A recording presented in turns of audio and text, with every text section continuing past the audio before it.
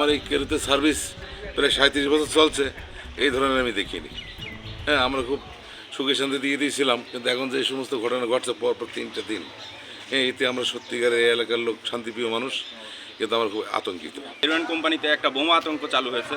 এই বোমা আতঙ্কটা শুরু হয়েছিল 5-6 দিন আগে থেকে। প্রথমে একটা বোমা দিয়ে শুরু হয় এবং পর্যায়ক্রমে আজকে এখানে 4টা বোমা পাওয়া গিয়েছে, যেটা আমাদের এই কেরোয়ান কোম্পানির জন্য একটা খুবই আতঙ্কের ব্যাপার। কারণ এই একটা প্রতিষ্ঠানে, এত বড় একটা প্রতিষ্ঠানে যদি বারবার এরকম বোমা পাওয়া যায়, তাহলে প্রতিষ্ঠানটা, তারা চাচ্ছে, যারা এই আতঙ্কটা করছে, তারা চাচ্ছে যে এই প্রতিষ্ঠানটা বন্ধ হয়ে যাক।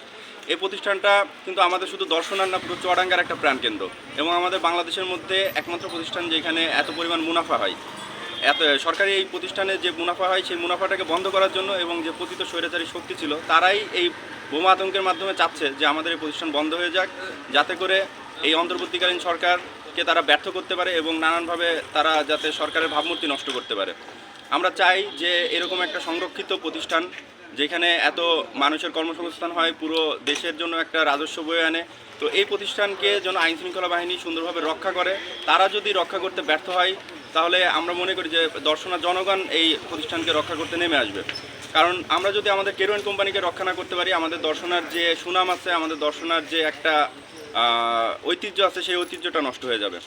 আর সবশেষে আমরা বলতে চাই যে গত 4 তারিখে 5ই আগস্টের আগের দিন আমাদের উপরে একদল মানুষ বোমা বর্ষণ করেছিল। তারা আমাদেরকে বেদমভাবে প্রহার করে এবং বোমা বর্ষণের মাধ্যমে তারা কিন্তু আমাদেরকে অনেক ক্ষয়ক্ষতি করার চেষ্টা করে। আমার মনে হয় যে তাদের সাথে এই বোমা বর্ষণকারীদের সম্পর্ক আছে কিনা, এটা আইনশৃঙ্খলা বাহিনী যেন খতিয়ে দেখে। কেরানীগঞ্জের রুহিতপুরে গ্রিনভিল সিটিতে প্লট বিক্রি হচ্ছে কাঠাপ্রতি 1 লাখ টাকা ছাড়ে 8 লাখ টাকায়, আর এককালীন মূল্য পরিশোধে মাত্র 7 লাখ টাকায়।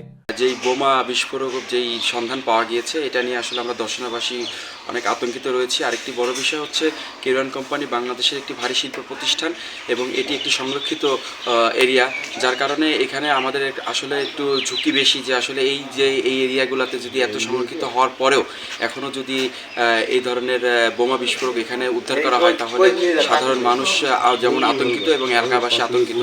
এবং আমরা এর সাথে আরও বলতে চাই যে আসলে দর্শনা যেহেতু একটি শান্তশিষ্ট দর্শনা, এই দর্শনাতে কোনো ধরনের কোনো সহিংসতা বা কোনো ধরনের অরাজকতা এখনও পর্যন্ত হয়নি, ভবিষ্যতে যেন না হয়, এই বিষয়ে আইন শৃঙ্খলা বাহিনীকে আমি অনুরোধ জানাচ্ছি। তারা যেন দ্রুত সময়ের ভিতরে এর সাথে সম্পৃক্ত যে সকল অপরাধীরা আছে তাদেরকে আইনের আওতায় আনে এবং এর করে তাদের দৃষ্টান্তমূলক শাস্তি হয়। পরবর্তীতে যেন এই ধরনের ঘটনা আর পুনরাবৃত্তি না হয়। কেরুর ক্যাম্পাসে যে বোমার দৃশ্য পাওয়া যাচ্ছে, এর জন্য আমরা খুব আতঙ্কিত। আমরা কেরু শ্রমিক, আমরা কর্মচারী, আমরা কাজ করে খাই, বুঝেছেন, এর জন্য আমরা খুব আতঙ্কিত।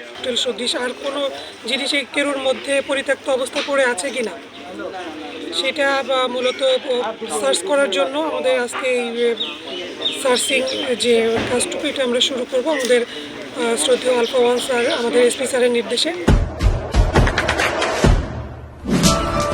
দেশে দেশে সবার সাথে দ্য নিউজ।